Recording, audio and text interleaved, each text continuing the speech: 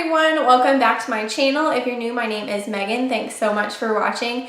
And today I'm going to talk about the 5 things that no one really tells you about pregnancy, especially early pregnancy, that might happen to you. So before I get into all that, make sure you're subscribed and hit the bell so that you don't miss any videos. And also follow me over on Instagram. I'll put my handle here. And let's go ahead and get into this video. So there have been several things that have happened to me in early pregnancy that I wasn't necessarily prepared for.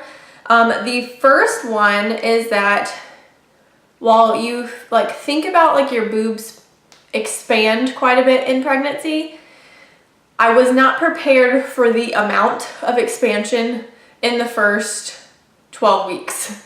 And especially I would say the first 5 or 6 weeks, I had already had to get out of a bra with underwire and get a nursing or maternity bra just because I was so uncomfortable. By 12 weeks, I had already grown out of that one as well, so I already had to get new ones. But then I was able to actually go to motherhood maternity and get measured so that I could get a size that's going to work for me now and then also later on in pregnancy. The next thing that nobody really talks about is the amount of bloating and just gas in early pregnancy that makes your belly so uncomfortable that even though baby is teeny tiny, you don't fit your pants anymore or have to get a belly band like I did, just because I like my jeans tight, but because of the bloating and just the discomfort in my belly, I had to get a belly band to go over my jeans so that I could still wear them, but just unbutton so that they don't fall down. The third thing that no one really talks about for early pregnancy is back pain. And I would say at about 6 weeks is when I started having a lot of back pain.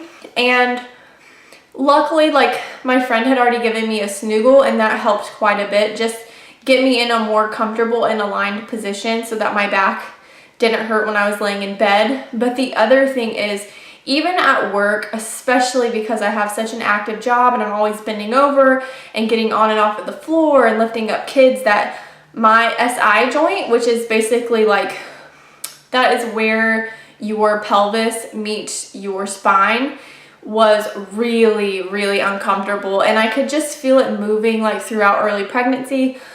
Luckily, as I've gotten a little bit further along, it's gotten a bit better and I'm not in as much pain at the end of the day.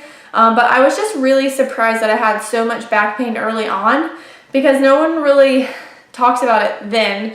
Usually everything you hear is later in pregnancy or 3rd trimester, when baby is really big and you have all that weight out front, is when you get the back pain, but that's not always the case. The fourth thing that no one tells you about, especially in early pregnancy, is the constipation.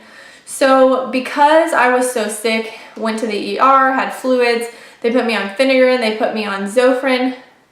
The Zofran by itself can cause issues with constipation, but even I found that if I'm not taking a bunch of Zofran, even on the days where I've had a couple days where I didn't take it at all, I still just struggle with constipation, and it is horrible.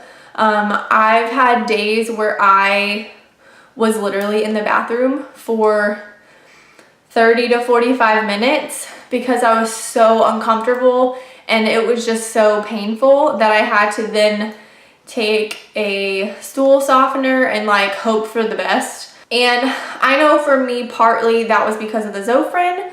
But like I said, even without the Zofran, it can totally happen just because your body is producing a lot of hormones, and those hormones can make your intestines relax, which means they don't work as good, which means you get constipated, which is not a pretty thing. And the last thing that no one really tells you about, at least for me, I've never heard anything about this ever, is that around 10 or 11 weeks, your sex drive that was kind of not so good because you felt horrible is now exploding, and my poor husband can't keep up. So those are the 5 things that I think that you should know about that nobody really talks about. And again, it's going to be different for every person, but these are just some things that you might experience too. And so that is it for this video, guys. Thanks so much for watching. Make sure you're subscribed and hit the bell so that you don't miss any videos. Comment down below if you've had some other symptoms that you haven't really heard other people talk about but you experienced. And that is it. I'll see you in the next one. Bye.